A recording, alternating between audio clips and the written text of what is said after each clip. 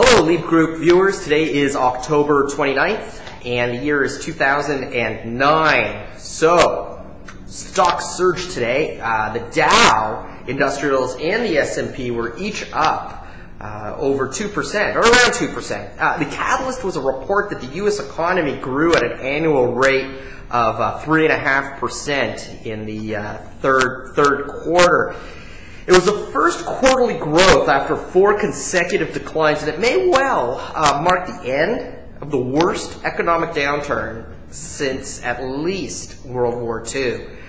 Looking at economic reports out today, you'll be forgiven for the coming away with bullish opinion. At first blush, the strong GDP readings is a comforting number, which suggests the recession is dead and buried. Of course, the number is backwards looking and will probably be subject to wide revisions even years from now. The GDP number was bolstered by government programs, including the so-called Cash for Clunkers program. Remember, an $8,000 tax credit and an $8,000 tax credit for first-time home buyers, spurring some home sales, also aiding the GDP reading. The credit is slated to expire in November, but there's talk on Capitol Hill to extend that a little bit more. So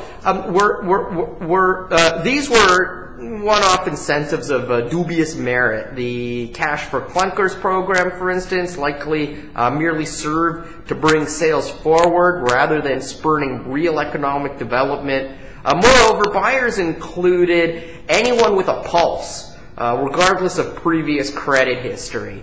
More importantly, come January or February, we could again be looking at dreadful monthly auto sales.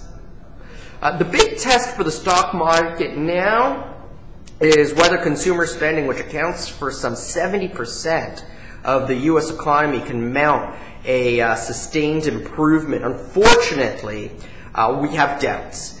Altogether, the GDP growth for the fourth quarter is shaping up to be closer to flat to just 1%, hardly what we'd normally expect coming out of recessions.